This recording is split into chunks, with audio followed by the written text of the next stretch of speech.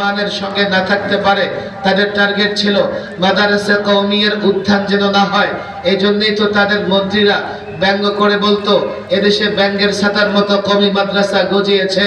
এই জন্যই তো তারা টুপি দাড়ি বলা দেখলে জঙ্গিবাদ, সন্ত্রাসবাদ, উগ্রবাদ বলে গালি দিত। এই জন্যই তো তারা টুপি দাড়িদের কার্টুন ছেপে ছেপে বলতো ওরা রাজাকার, ওরা দেশদ্রোহী, ওরা সন্ত্রাস।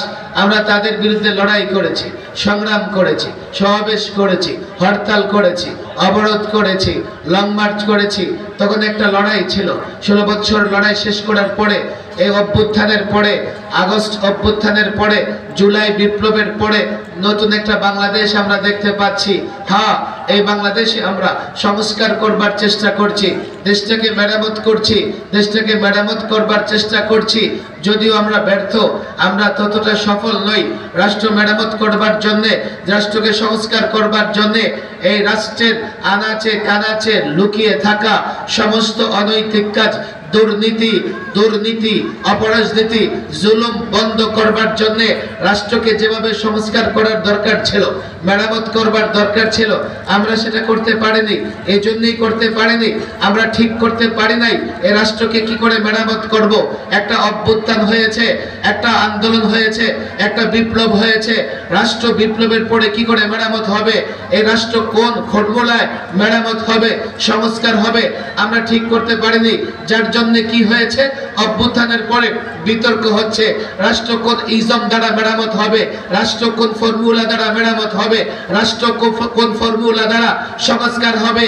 ওই ফ্যাসিবাদ বিরোধী শক্তিগুলো একমত হতে পারে নাই। তার জন্য আমরা দেখতে পাচ্ছি লেফটিস্ট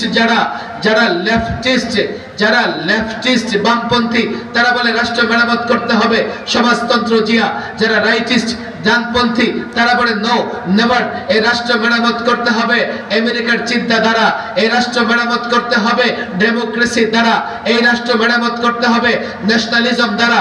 আমরা যারা মৌলভী সাহেব, আমরা বলি নো, এই রাষ্ট্র মেরামত করতে হলে কোরআন সুন্নাহ দিয়ে করতে হবে।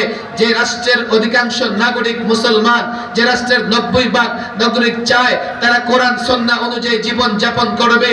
আর কোরআন সুন্নাহ লেটেস্ট বিধি বিধান, লেটেস্ট ইজম, এর মোকাবেলায় কোনো ইজম টিকতে পারে না। আমরা যখন আবার এই কথা বলছি, লেফটিস্ট যারা, তাদের বুঝে আসে না, রাইটিস্টের তাদের বুঝে আসে না। আবার যারা পুঁজিবাদে বিশ্বাস করে, আবার যারা পুঁজিতন্ত্রে বিশ্বাস করে, তাদেরও বুঝে আসে না। তারা তো যেখানে দেখবে নোট, সেখানে দিবে ফোট। এই জন্যই আমরা বলি করি, এই অভ্যুত্থানের পরে রাষ্ট্র মেরামত করবার জন্য যে ফর্মুলা সামনে রেখে রাষ্ট্র মেরামত করবার